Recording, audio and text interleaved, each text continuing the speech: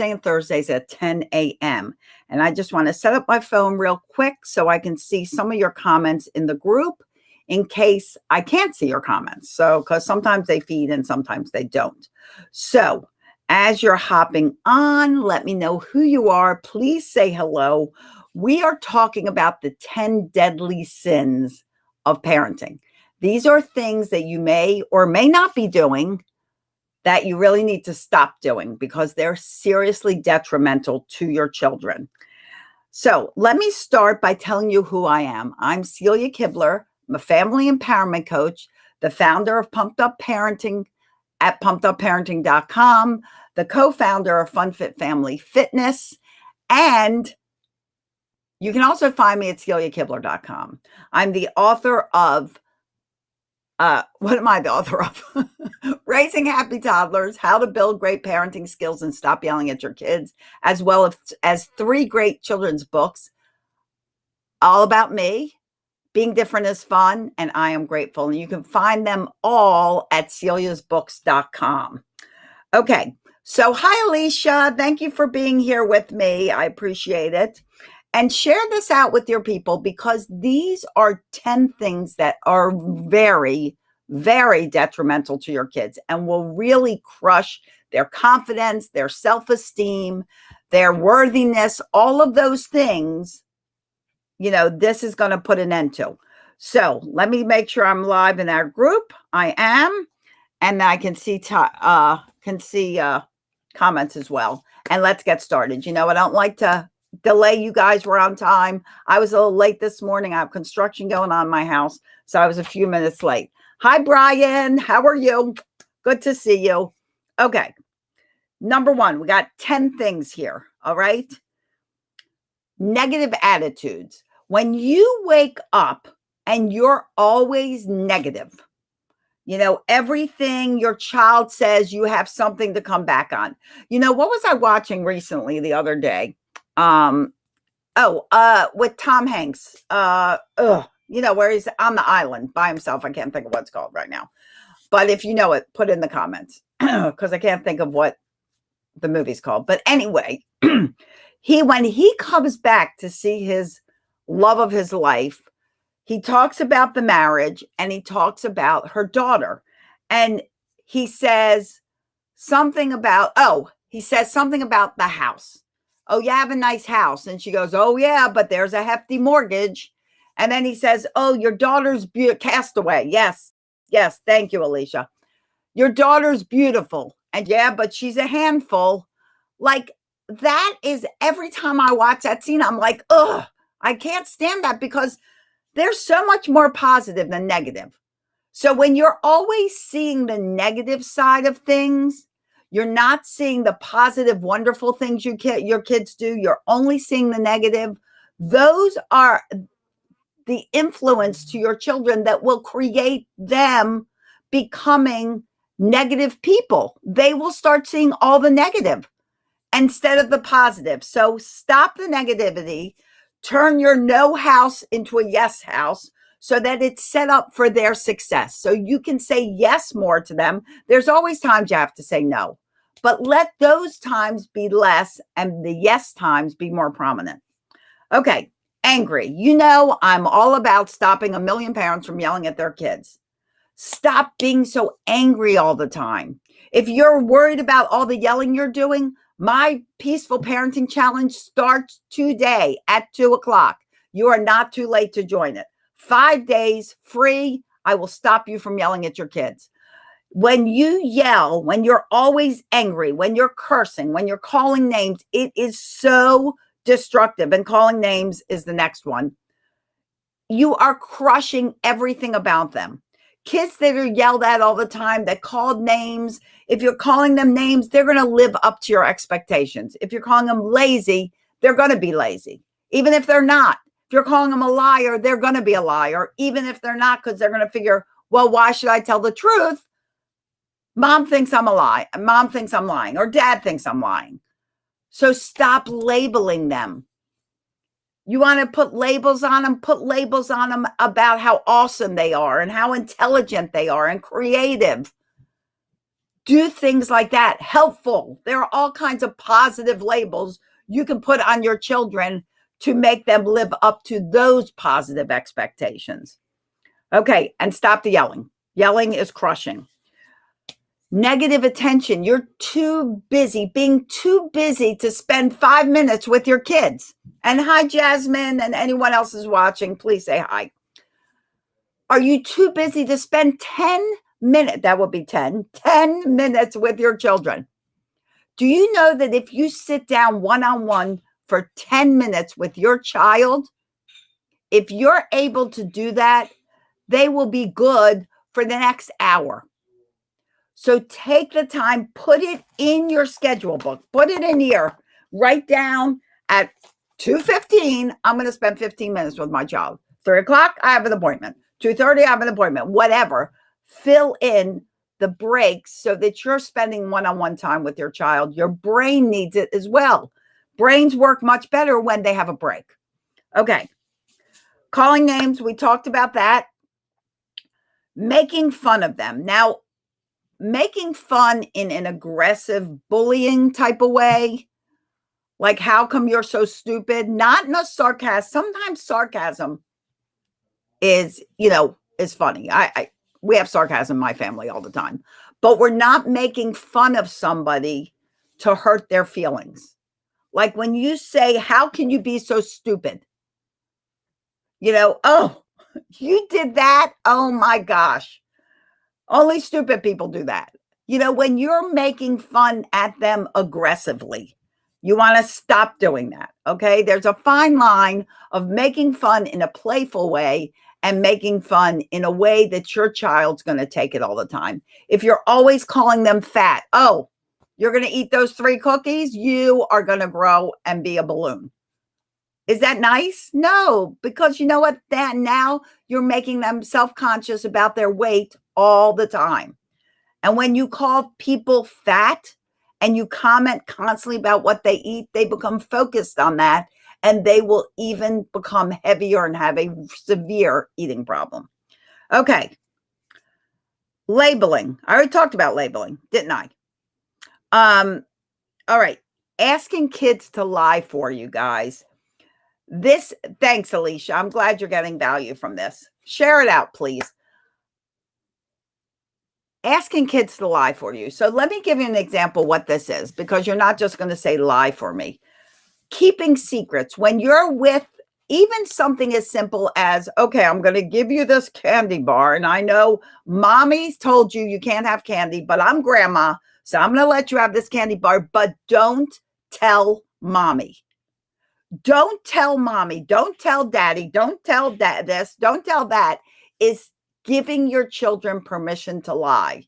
And when you give your children permission to lie about one thing, you give them permission to lie about anything.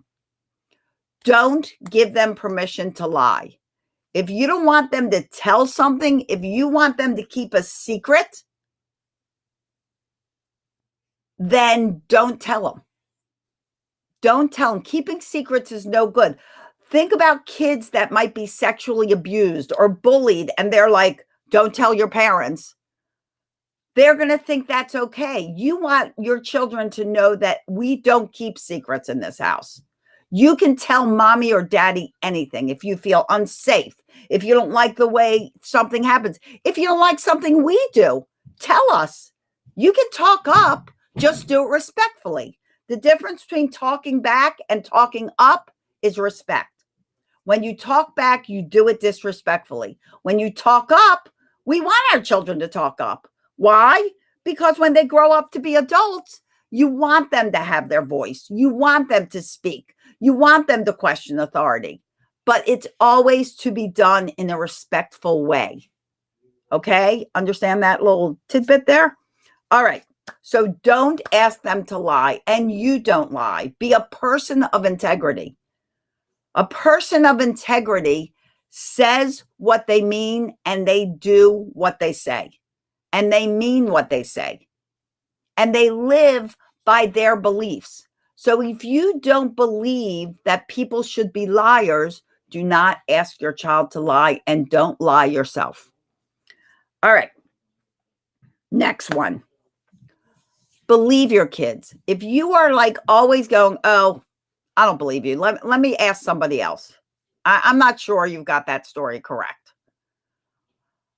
Your children will tell you the truth as long as you consistently believe them. If you always doubt them, they won't come to you. If you're always questioning everything they say, well, your teacher said this, I'm not sure you're telling the truth. Listen to your kids first. Listen to them first. If you always believe them, they will tell you the truth because they will have that trust and respect that you're building between you and them. So listen to them, believe them over some random comment, even of a teacher, because sometimes the teacher doesn't even know the whole story. Let me tell you a story about my sister. So when my sister was in 6th grade, they actually the kids had a hate club against her. Horrible. Yes or yes? Yes. So the leader of the hate club one day picked a fight with my sister. My sister wound up biting her arm. My dad got called in. The parents of the girl got called in, and my sister was going to get suspended for biting this girl. So they're having this little powwow with the principal, and my father looks at my sister, stops the principal from talking, and says, "Why did you bite her?" And my sister said, "Because she had her arm around my neck, strangling me, and I couldn't breathe, and the only thing I could do was bite her." Now, no one else saw this. This did not come up. The principal didn't see it. And my father said, the next time that happens, feel free to bite them. If that's how you get that arm away from your neck, bite them again. And she didn't get suspended. The girl that caused the initial issue got suspended.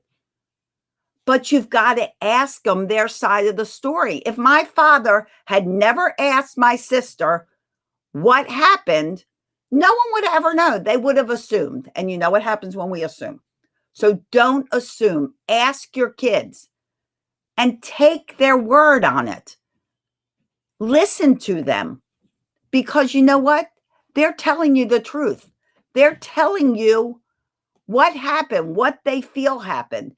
Even if it's a feeling, let them talk and then talk about it and help them with it. That's how you keep communication open for all the years of their lives. My kids are all in their 30s. Every single one of them knows they can come to me to talk about anything. Why? I don't judge them and I don't criticize them.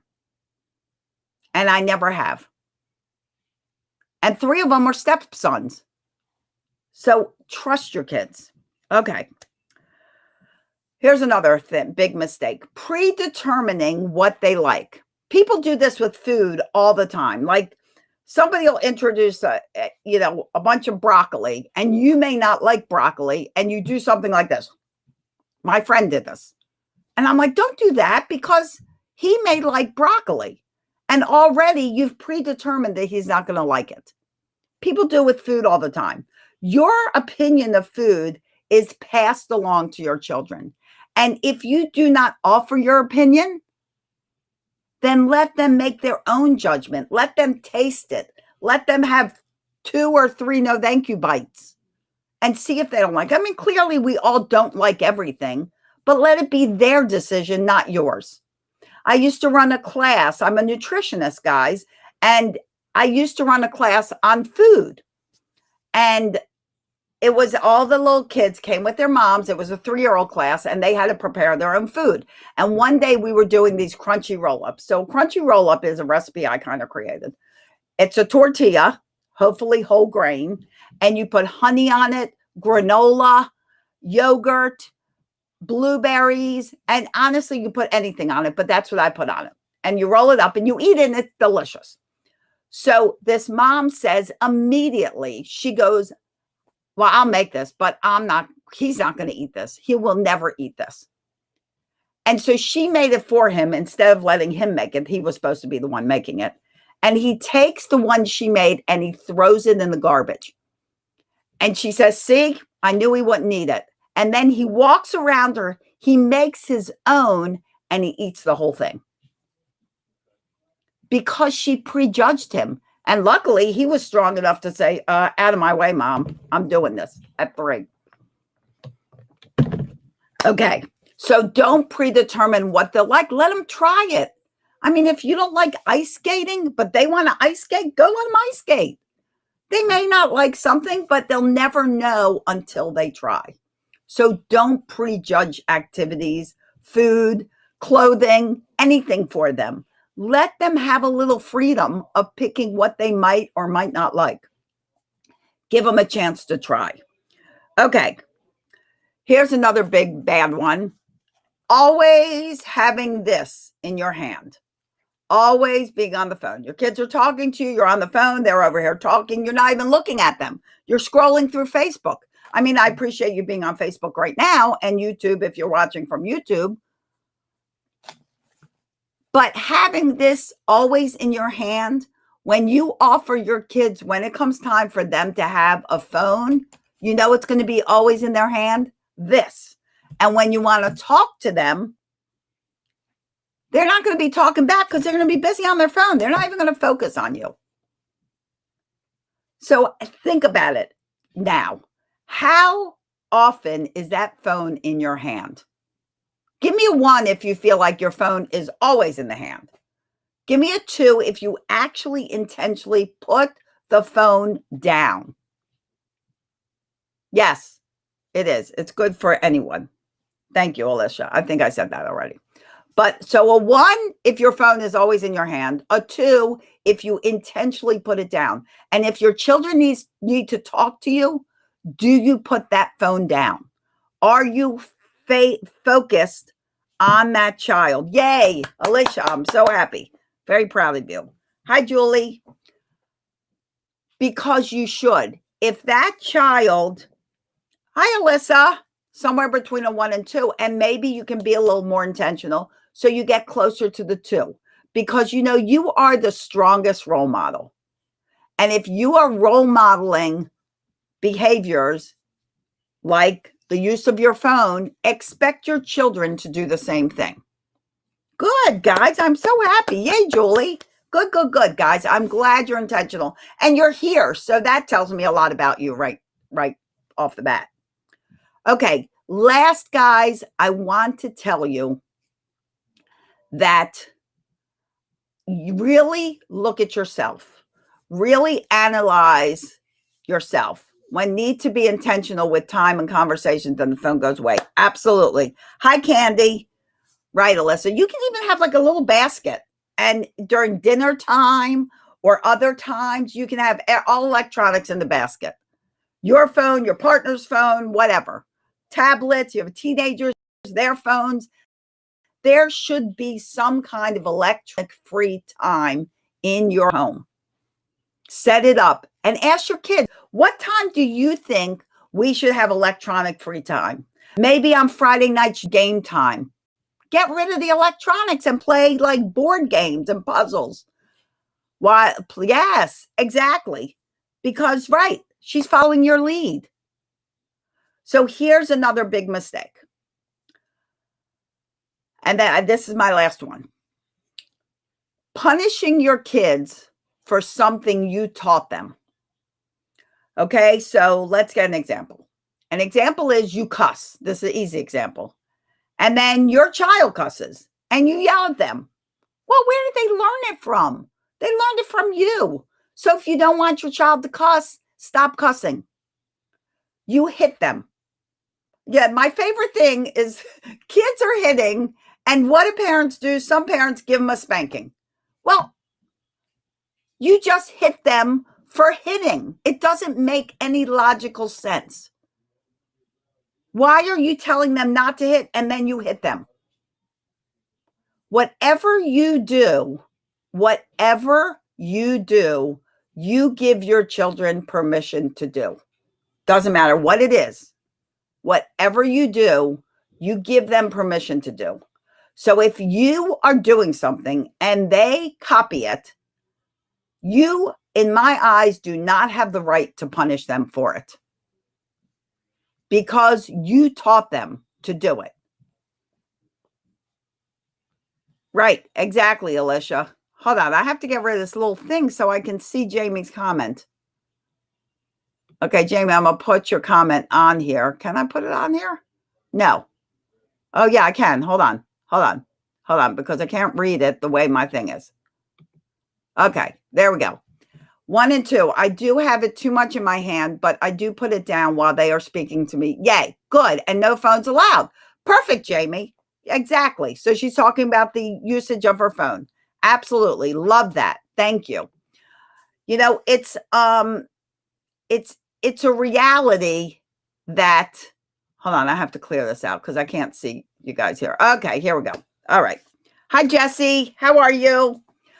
So really be conscious of who you are as a person and think about, sometimes it's like deep thought time. What do I do that I really don't want my children to do? It could be a big habit like you smoke or you drink too much or you cuss too much. Could be something you don't even think about, like maybe you're sloppier than you want to be. You're not organized. It could be something like, you go outside a lot without a coat, even though it's 20 degrees outside, and then you tell them they have to wear a coat. Could be even something as simple as that, because they're going to go, okay, well, I have to wear a coat. How come your coat's not on? So remember what you're doing and be a little more intentional with what you do so that your children will learn the positive things, the choices that you're trying to get them to learn, and not the choices that you're not happy that they're making. All right? So my last advice to you is be consistent. Be consistent with everything you do. Consistency is key in parenting. If you set up some guidelines, if you set up a consequence, if you set up, you have a talk and we're going to put this into place, be consistent with it. Behaviors, anything, be consistent. All right, guys. So I thank you for joining me. I hope that this helped. I hope you got some little, advice tips that you can put into action right now. I love giving you advice that you can take action on. So take action on whatever you really caught your eye or caught your ear, or however you say that. Oh, and guys, my Stop Yelling Challenge starts today. The Peaceful Parenting Challenge starts today. If you want in, put a message and put #challenge and we'll send you the link to join. Number 1. Number 2, I'll be in a conference next week that starts next week. It's the Smart and Frugal Moms Conference. I'll be talking about kids and money, but there'll be all this conversation about money, budgets to help you out, mindset, all that stuff. I think the conference is only $10, not a big expense, but it's going to run all week and huge value. If you want the link to join that conference, put #conference in the comments and we'll send you the link. Also, guys, another reminder, if you see Czar in here, Czar is my new executive assistant. Her name is spelled XAR. So she may do some of the replying and the commenting. She may be sending you messages.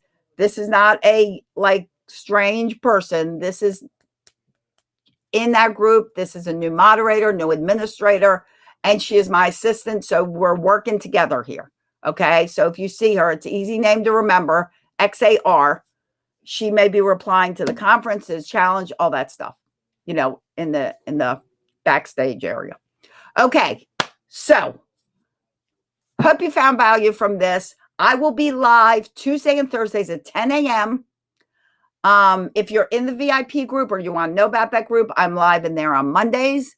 And tonight we have a masterclass at 8:00 all about COVID kids and how they're dealing with life and what you can do to make their lives better. If you want to be in that masterclass, go to pumpedupparenting.com, pumpedupparenting.com. and go under the courses. You'll see COVID Kids. Click on COVID Kids and register for that class.